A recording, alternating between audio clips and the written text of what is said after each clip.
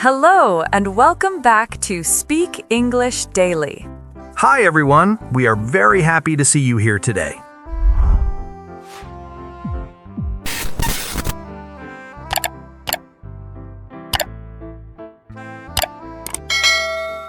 Hey everyone, welcome back to Speak English Daily.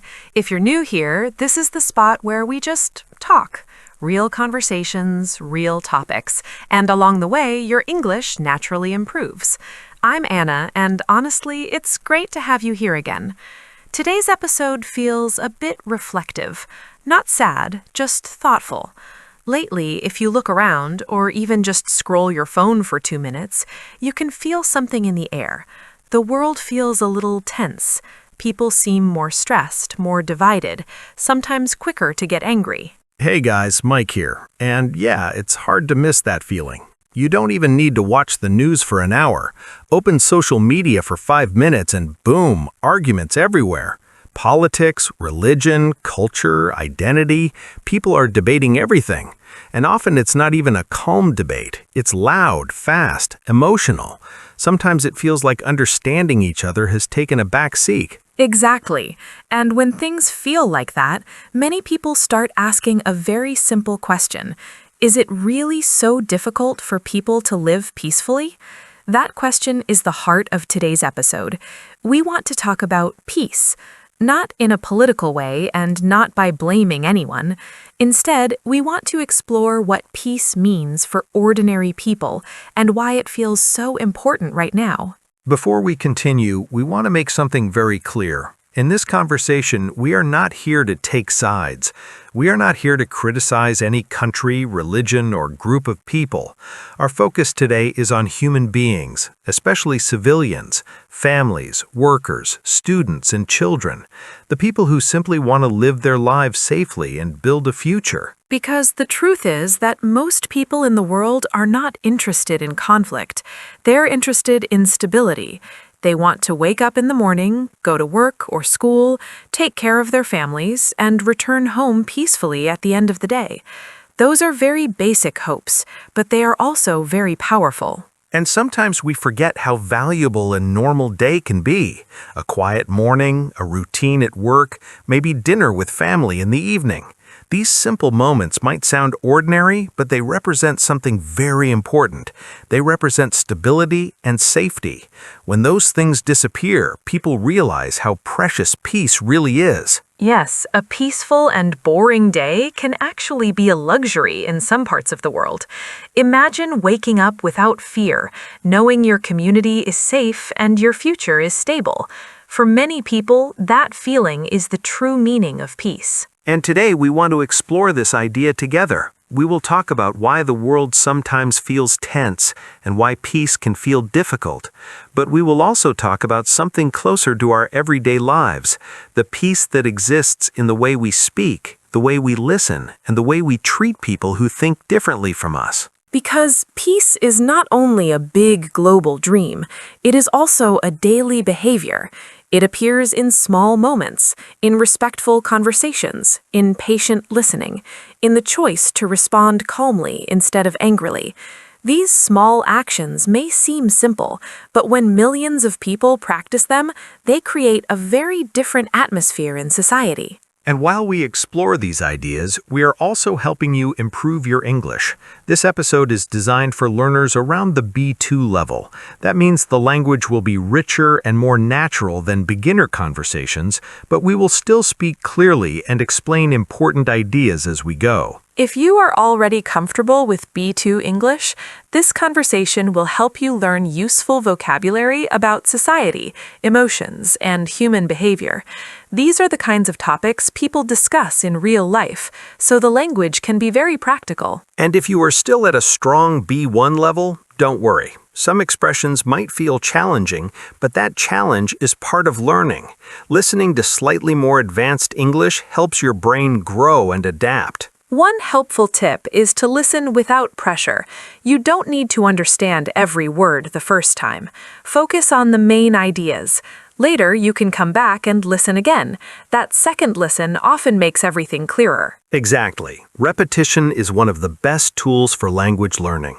The more your ears hear natural English conversations, the more comfortable the language becomes. And before we continue, we have a small request. If you enjoy these kinds of meaningful English conversations, please support the channel. You can like this episode, subscribe to Speak English Daily, and share it with someone who is also learning English. And if you would like to join the conversation, you can also leave a comment.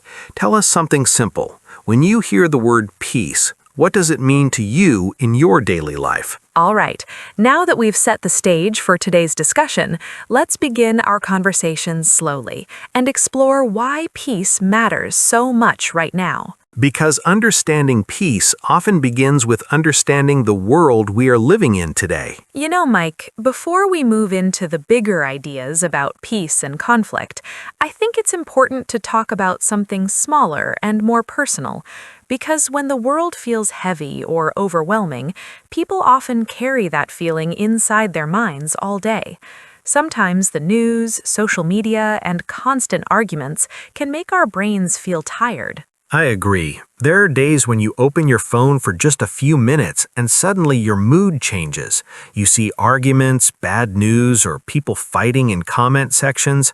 After a while, it starts to feel like the whole world is angry.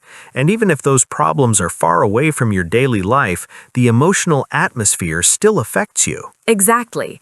Our minds absorb a lot of information every day, and not all of it is calm or positive. That's why it becomes important to protect our mental space. If everything around us feels tense, we need small ways to bring our mind back to a calmer place. That's a really good point. And sometimes the solution is not something big or complicated.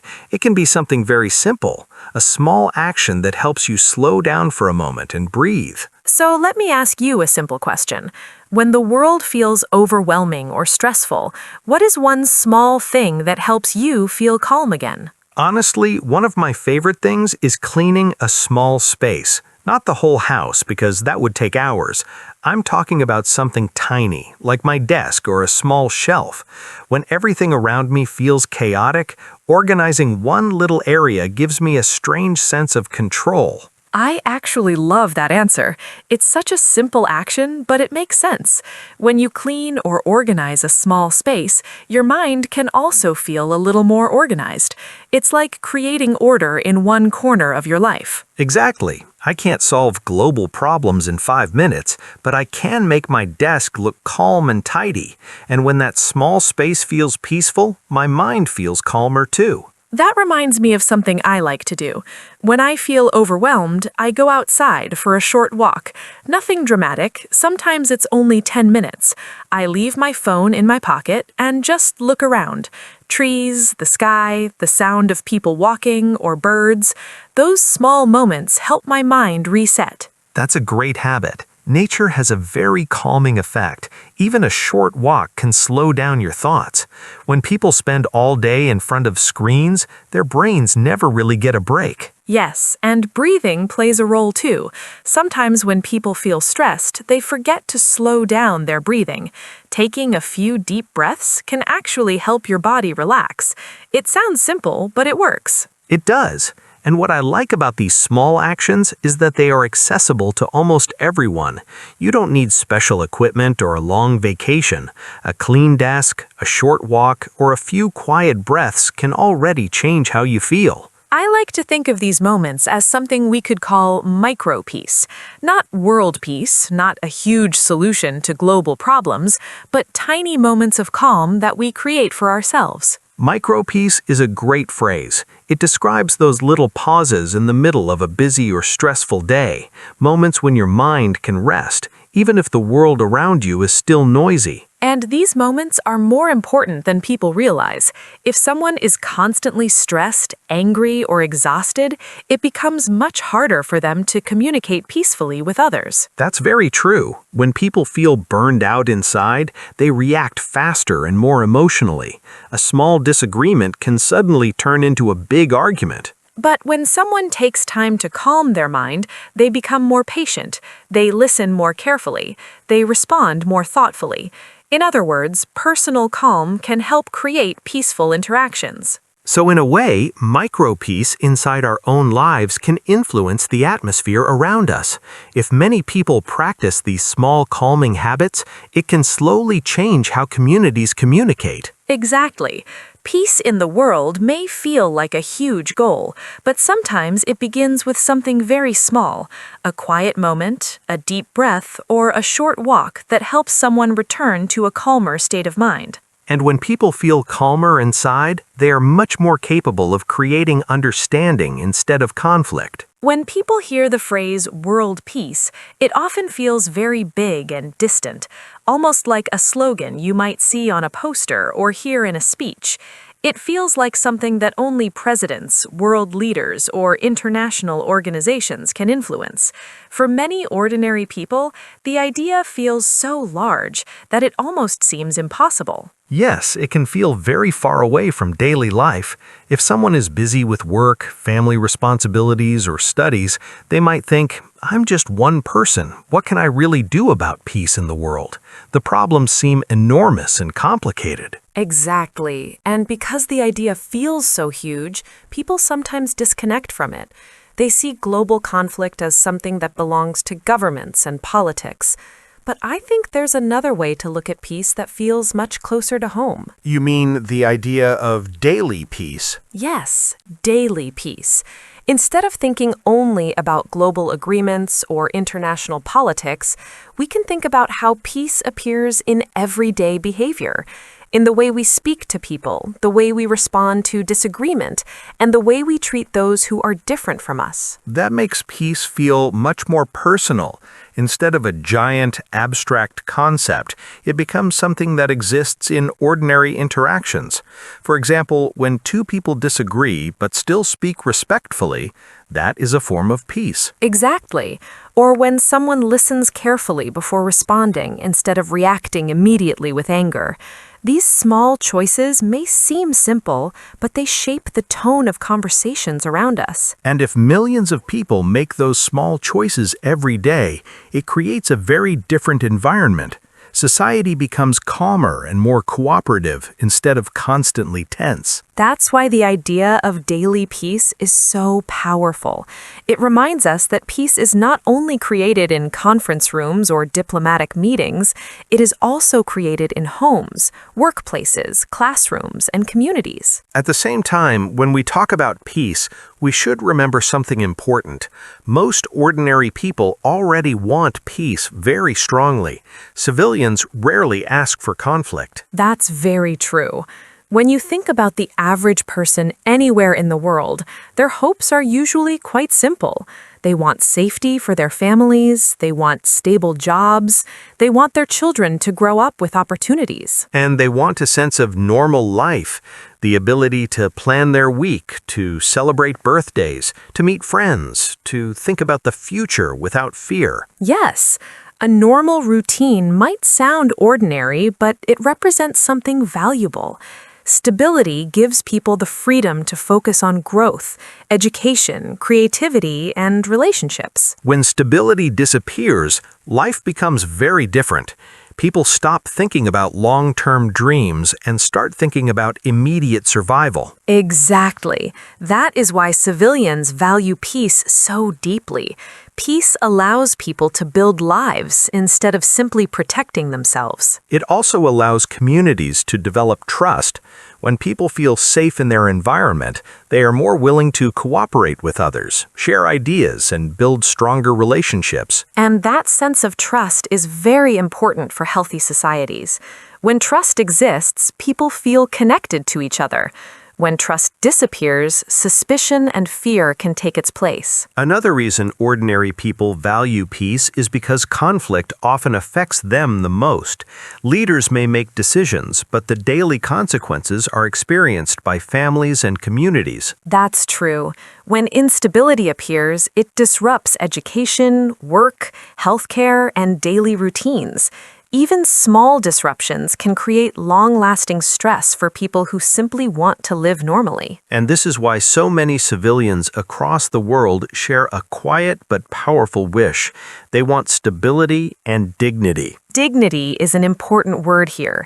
It means the feeling that your life has value and that you deserve respect and safety. When people live with dignity, they can plan their futures with confidence. Without dignity and stability, life becomes uncertain. People start worrying about basic needs instead of pursuing their goals. So, when we ask whether the world can live in peace, we are really asking something deeper.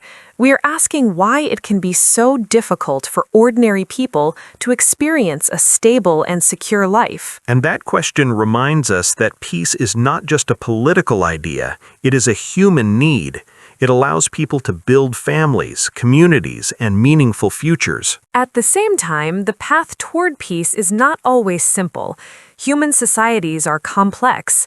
Differences in beliefs, cultures, and interests sometimes create tension. But those differences do not always have to lead to conflict. In many situations, they can lead to learning and understanding instead. Exactly. Diversity can be a source of strength when people approach it with curiosity instead of fear. And that brings us to an important question for the next part of our conversation. If most ordinary people want stability and peace, why does tension sometimes grow so easily in societies? That is the question we will explore next. Because understanding how conflict grows can help us understand how peace can grow as well. So, Mike, earlier we talked about something important. Most ordinary people want peace. They want safety, stability, and a normal life. But if that is true, then a natural question appears. Why does tension grow so easily in societies? Why do some conflicts sometimes become stronger instead of calmer? That's a difficult question, but I think the answer often begins with something very small, a simple human habit called prejudice. Prejudice means judging someone before you really know them. You form an opinion about a person or a group based on very limited information. Exactly. Sometimes it happens because of stereotypes. Maybe someone hears a story about a certain group of people and assumes everyone in that group is the same. Instead of seeing individuals, they only see a label. And the problem with prejudice is that it often grows quietly. At first, it might just be a small thought or assumption, but if people never question that thought, it can slowly become stronger. Yes, and when prejudice grows stronger, it can turn into something more serious. That next step is intolerance. Intolerance means refusing to accept that other people can live, believe, or think differently from you. In other words, it moves from "I don't understand them" to "they should not exist this way." That shift can be dangerous because it removes respect from the conversation. Exactly. A healthy society allows different opinions and lifestyles to exist side by side, but intolerance rejects that idea. It says only one way of thinking is acceptable. And when intolerance becomes normal in a community, it often leads to another stage, hostility. Hostility means open anger or aggression toward someone. Instead of quiet prejudice, the feeling becomes visible and loud. We can see examples of hostility in many places today. Angry comments online, aggressive speeches, or people insulting each other during discussions. When hostility appears, people stop trying to understand each other. Yes, the goal changes. Instead of solving a problem or learning from each other, the goal becomes winning the argument or attacking the other side. And unfortunately, modern communication can sometimes make this worse. Social media moves very fast and emotions spread quickly. One angry message can trigger dozens of angry replies. That leads to another important expression in English: fuel the fire. When we fuel the fire, we make an already tense situation even worse. Imagine a real fire. If you add more wood, the flames grow stronger. In conversations, fueling the fire can happen in many ways. Sharing misinformation, repeating insults, or spreading exaggerated stories can all add more heat to a conflict. And sometimes people do it without thinking carefully. They might share a dramatic post or video simply because it creates a a strong emotional reaction. Exactly. But when thousands or even millions of people repeat those reactions, the conflict becomes much bigger than it was at the beginning. There is also another problem that appears in difficult situations. Sometimes people do not fuel the fire, but they also do nothing to calm it. They simply look away.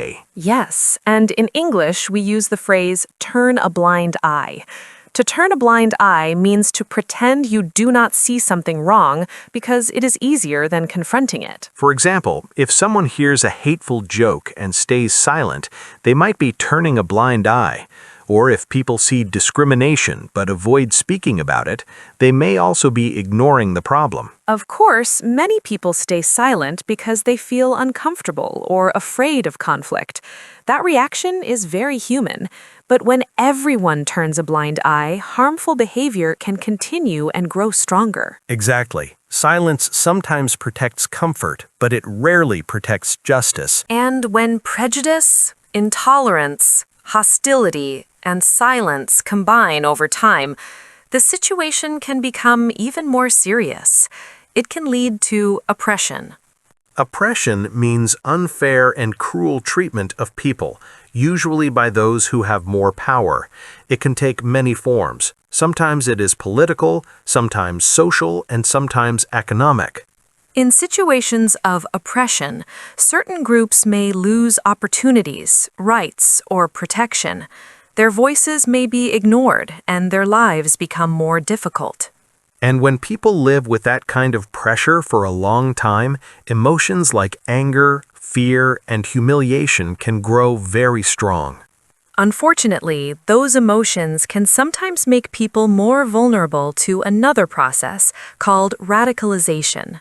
Radicalization means pushing someone toward very extreme beliefs or actions. Often it happens when someone feels desperate, isolated, or deeply angry. Groups with extreme ideas sometimes take advantage of those emotions. They offer simple explanations for complex problems and promise quick solutions. But those simple explanations often lead to another dangerous stage, extremism. Extremism is when beliefs become so extreme that they reject balance, dialogue, and basic respect for others. In extremist thinking, the world becomes divided into only two sides. One side is seen as completely right, and the other side is seen as completely wrong or even as an enemy. And when people stop seeing others as human beings, it becomes much easier to justify harm. That is why understanding these steps is so important. Conflict rarely appears suddenly. It usually grows slowly, moving from prejudice to intolerance, from intolerance to hostility, and then to even more serious consequences. The good news is that if hate can grow step by step, then peace can also grow step by step. Exactly. And in the next part of our conversation, we will explore how those small steps toward peace can begin. Earlier, we talked about how tension and hatred can grow step by step. It often begins with small thoughts like prejudice and slowly develops into something stronger like hostility or even extremism. But here's an important idea to remember. If negative emotions can grow gradually, then positive actions can grow gradually too. Peace can also develop step by step. I like that way of thinking. It makes peace feel less impossible. When people hear the phrase world peace, it can sound like something huge and unreachable. But if we break it down into smaller human actions, the idea becomes more practical. Exactly. One of the most powerful starting points is empathy. Empathy means the ability to understand or imagine how another person feels. It does not mean you always agree with them, but you try to see the situation from their perspective. That distinction is really important. Empathy does not require agreement. Two people can disagree about an issue, but still recognize each other's emotions and experiences. Yes, and when empathy is present, conversations become calmer. Instead of trying to defeat the other person, people become curious. They start asking questions instead of making accusations. Curiosity can completely change the tone of a discussion. Imagine two people with different opinions. If they approach each other with hostility, the conversation quickly becomes an argument. But if they approach each other with curiosity, they might actually learn something. And that leads to another important skill for peaceful communication: respectful disagreement. In healthy societies, disagreement is normal. People have different backgrounds, beliefs, and experiences. The problem is not disagreement itself. The problem appears when disagreement turns into disrespect. Exactly. Respectful disagreement means saying something like, "I see the situation differently, but I still respect you as a person." That simple attitude keeps the conversation human. And respectful disagreement becomes much easier when people practice another skill: listening. Real listening is surprisingly rare. Many people listen only long enough to prepare their next argument. That's very true. Sometimes conversations aren't really conversations. They are two people waiting for their turn to speak. But when someone truly listens, something different happens. The other person feels heard and understood. Even if the final opinions remain different, the emotional tension becomes smaller. Listening also helps reduce misunderstandings. Many conflicts grow because people assume they know what the other person believes, but they never actually ask or clarify. Exactly.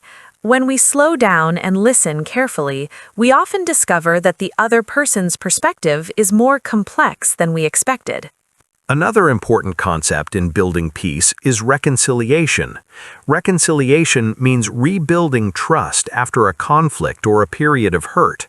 Yes, and reconciliation does not mean pretending that nothing happened. It doesn't erase the past. Instead, it means choosing to move forward in a healthier way. That process can take time. When people have experienced pain or injustice, trust cannot return instantly. It usually grows slowly through honest dialogue and sincere effort. Sometimes reconciliation begins with something very simple. One person saying, "I am ready to listen," or "I want to understand your experience." Those small steps might look modest, but they can open the door to healing relationships between individuals and communities. And that brings us to another important expression: rooting out hate. To root out something means to remove it completely, like pulling a plant out of the ground with its roots. When we talk about rooting out hate, we're talking about removing harmful attitudes from our everyday behavior, not only in public speeches, but also in private conversations, jokes, and online comments. Exactly.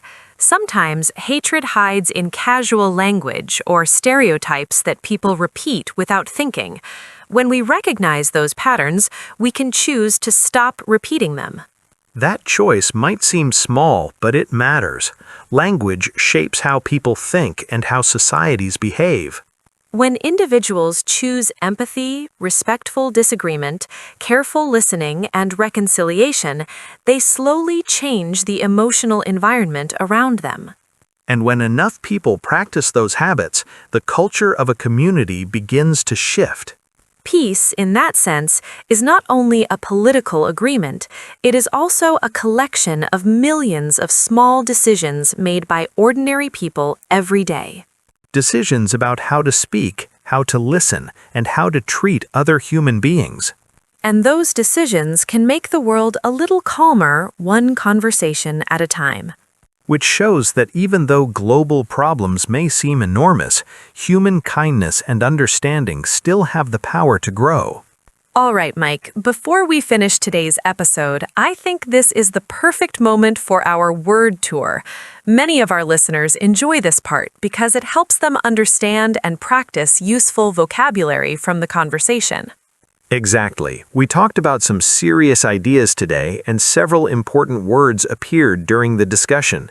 These words are very useful if you want to speak about society, conflict, and peace in English. We'll go through them one by one. As always, we'll explain the meaning in simple language, give an example, and then repeat the word so listeners can practice the pronunciation. Great. Let's start with the first word, hostility. Hostility means open anger or aggression towards someone. It's stronger than simple disagreement. When hostility appears, people speak in a way that is meant to attack or hurt. For example, you might say, there was a lot of hostility in the online discussion. That means people were speaking in an angry or aggressive way. Another example could be, when hostility enters a conversation, it becomes very difficult to solve the problem. Let's repeat the word, hostility. Hostility. One more time, hostility. Good. Now let's move to the next word, prejudice. Prejudice means judging someone before you really know them. It often happens when people form opinions about others based on stereotypes or limited information. For example, someone might say, prejudice often grows from fear and misunderstanding. Or education can help people question their prejudice and become more open-minded. Let's repeat it. Prejudice. Prejudice. Slowly. Prejudice. Great. Our next word is intolerance. Intolerance means refusing to accept that other people may think, believe, or live differently from you. For example, you could say, intolerance can damage communities because it creates division between people. Another example is, when societies encourage dialogue and education, intolerance usually becomes weaker. Let's repeat the word, intolerance. Intolerance. One more time, intolerance. Excellent. The next word is oppression. Oppression refers to unfair and cruel treatment of people, usually by those who hold more power. For example, someone might say, many historical movements were created to fight oppression and demand equal rights. Or, oppression can appear in different forms, including political, social, or economic pressure. Let's repeat it. Oppression. Oppression. Slowly. Oppression. Good. Now we move to our first phrase, fuel the fire. Fuel the fire means to make a bad situation worse by adding more anger or tension. Imagine a real fire. When you add more fuel, the flames become stronger. The same idea applies to arguments. For example, sharing rumors during a conflict can fuel the fire. Or, sarcastic comments often fuel the fire instead of calming the discussion. Let's repeat the phrase, fuel the fire. Fuel the fire. One more time, fuel the fire. Excellent.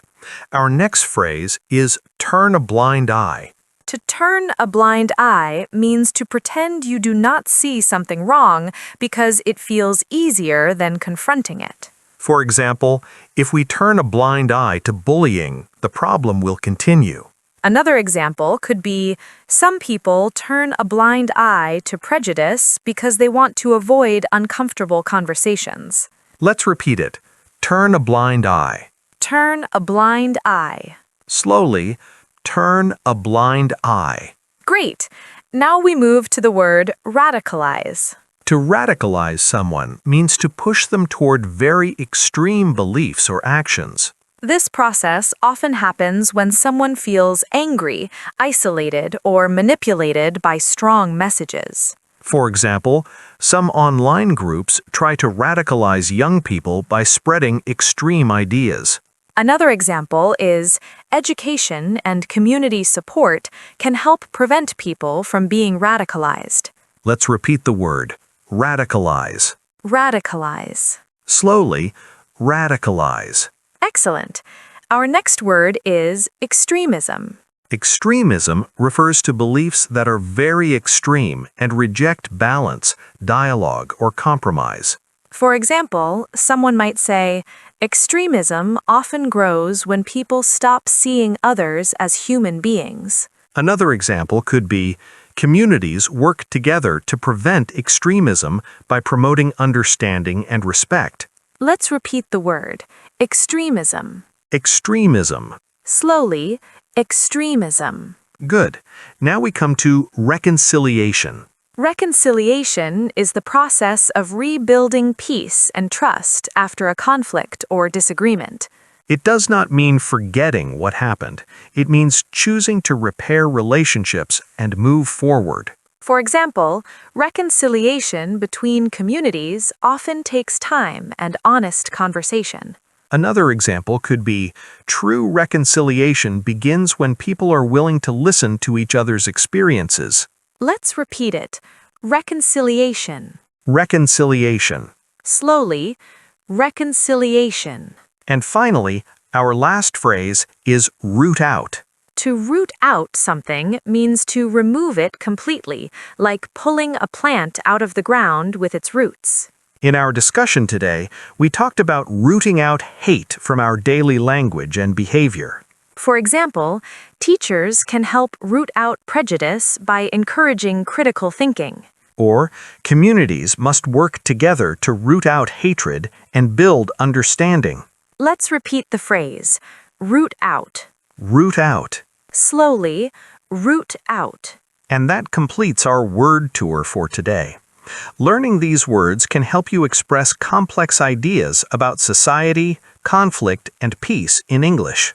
As we reach the end of today's conversation, I think it's a good moment to pause and reflect on everything we discussed. We started by talking about the heavy atmosphere that many people feel in the world today. News headlines, online arguments, and strong opinions can make the environment feel tense. But throughout this episode, we also explored an important idea. Even when the world feels loud, every person still has the ability to choose how they respond. That's right. Peace is not only something that appears in international agreements or political speeches, it also appears in everyday human behavior. It appears in the way we speak to each other, the patience we show during disagreements, and the respect we offer to people whose lives are different from our own. Earlier, we talked about how hate can grow step by step. Prejudice can become intolerance. Intolerance can become hostility. And if people are not careful, those feelings can continue growing into something much more harmful. But the same step-by-step process can also work in the opposite direction. Empathy can grow, understanding can grow, respectful conversations can grow. When individuals choose patience and curiosity instead of anger, they slowly create a different atmosphere around them. Sometimes people feel small when they think about global problems. They think their actions cannot possibly make a difference. But history and daily life show us something important. Social change often begins with ordinary people making thoughtful decisions in their everyday interactions. Exactly. A respectful conversation instead of an aggressive argument, listening carefully instead of interrupting, choosing not to repeat hateful language online. These small decisions may seem ordinary, but they influence the tone of communities. And when many people make those choices, something powerful begins to happen. The emotional climate around us becomes calmer and more respectful. Peace becomes something that people practice, not just something they wish for. So tonight or tomorrow, wherever you are listening from, you might ask yourself a simple question. Did my words today make the world a little calmer or a little more tense? That question is not meant to create guilt or pressure. It is simply a gentle reminder that we all have influence over the conversations around us. And if today was difficult, that's completely normal. Everyone has stressful days and emotional moments. The good news is that tomorrow always gives us another opportunity to choose our words more carefully. Before we finish, we would love to hear from you. In the comments, write one short sentence that begins with this idea. Today I choose peace by... and then complete the sentence in your own words. Your answer might be something simple like listening more carefully, speaking kindly, or refusing to share hateful messages online. Small actions can still carry meaningful impact. And if you enjoyed this conversation, please support the channel by liking the episode, subscribing to Speak English Daily, and sharing it with a friend who is also learning English. Thank you for spending this time with us, improving your English while also reflecting on an important human topic. This is Anna. This is Mike. You've been listening to Speak English Daily, Take care of your mind, your words, and the people around you. and we'll see you in the next conversation.